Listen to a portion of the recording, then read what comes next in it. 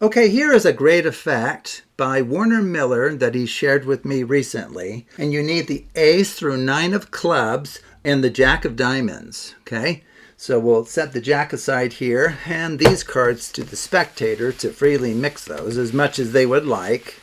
Okay, once they're content with the mixing, have them deal out the cards into 2 even-sized piles. So we have 4 each. That leaves us a lone 9th card here. Have the spectator look at this card. This is their special card to remember. Now, as the performer, you won't see this, right? But since I don't have a spectator here, I'll have to see it. Looks like it's the 2 of clubs. Spectator's free to set it on top of either pile and to bury it underneath the other pile. Okay, now a great way to mix cards thoroughly, since we do know something about this packet of cards as to where the spectator's card is to spell any of the 4 suit names in any quantity and in any order that you choose, okay? So for example, we have clubs, hearts, spades, diamonds. Would you like me to spell out any of those? And we'll do as many spellings as you would like. You want to do clubs? Okay. C-L-U-B-S. Okay, what next? Spades. S-P-A-D-E-S. Would you like to do any more? Diamonds. D-I-A-M-O-N-D-S.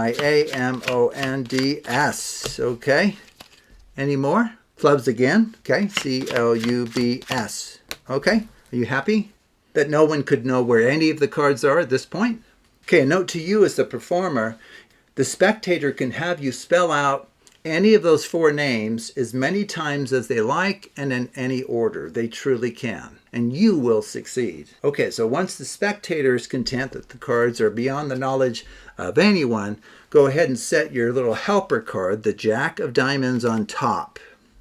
Now that's a pretty obvious place to be for jack, so we probably better mix the cards. So I'm going to do something called a mange over-under.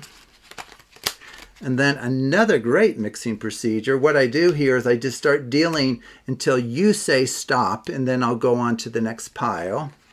Stop there. Okay. Stop there. Stop there. Okay, very good. In fact, this is called the first shall be last and the last shall be first. So you just stack in opposite order. And then maybe a final mixing procedure that does a wonderful job because it takes the top and bottom cards off together as one. Okay, that's really scrambling those cards well. Okay, at this point, all we're going to do is just spell out the name of your helper card, the Jack of Diamonds. Okay, J-A-C-K, Jack, O-F of D-I-A-M-O-N-D-S. Okay, so why did we call Jack of Diamonds a helper card?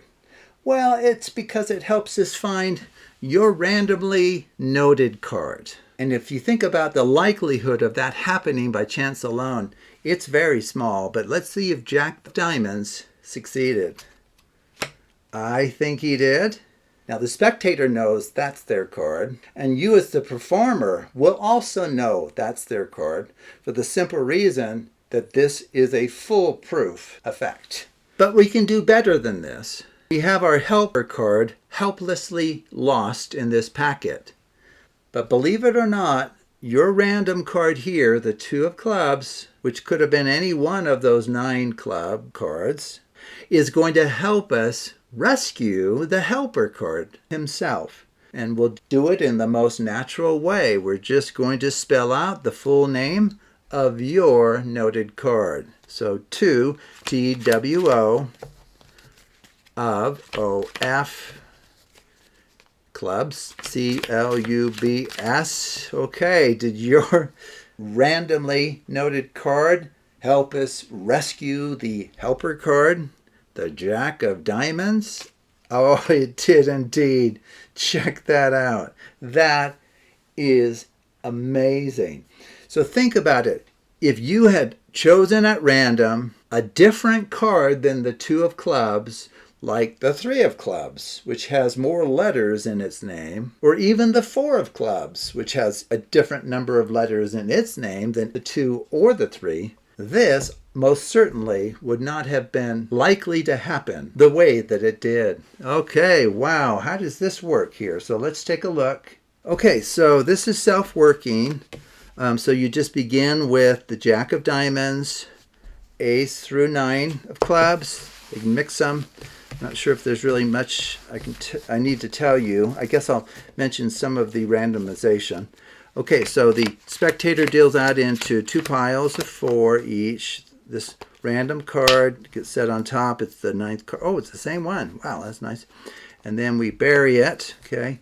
And so we're going to leave cards face up so you can kind of see what's going on. And then from here, all I did was we spelled out any one or more of the 4 suit names, okay? So right now, their card is in the middle position of a packet of 9 cards. Well, when that's the case, it ends up that you can spell out any of the suit names, and that 2 of clubs will stay put. It's called a fixed point relative to overcoding any of the suit names. So for example, if we do hearts, which we didn't do in the performance, H-E-A-R-T-S,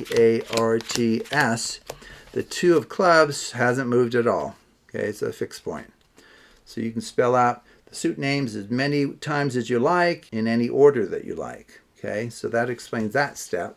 Then we set the Jack of Diamonds on top. Of course, it was face down, but we'll leave it face up. And then from here, what we did was we did a triple shuffle that results in a false shuffle of the packet. So what we did was we did a mange over under. So you push the top card into your other hand. This one goes over, under, over, under, over, under, over, under, over.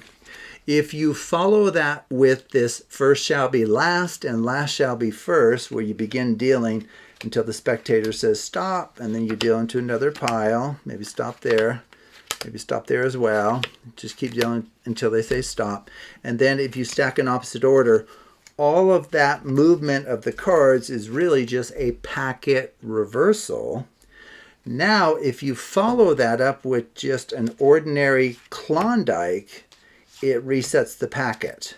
So those 3 shuffles together constitute a false shuffle. Okay, so it hasn't changed the order of the cards. We still have the 2 of clubs where it started, and we still have the Jack of Diamonds on top. Now from here, it truly is self-working, because if you spell out Jack, J-A-C-K, O-F for of, and then diamonds, D-I-A-M-O-N-D-S, drop the rest on top, it will take you exactly to the spectator's card, whatever that happened to be. And then regardless of the name of the card, as long as it's a club between ace through 9, spelling its name will bring the Jack of Diamonds to the top. So T-W-O, 2, pick up the cards, O-F, C-L-U-B-S, and that Jack of Diamonds is guaranteed to rise to the top.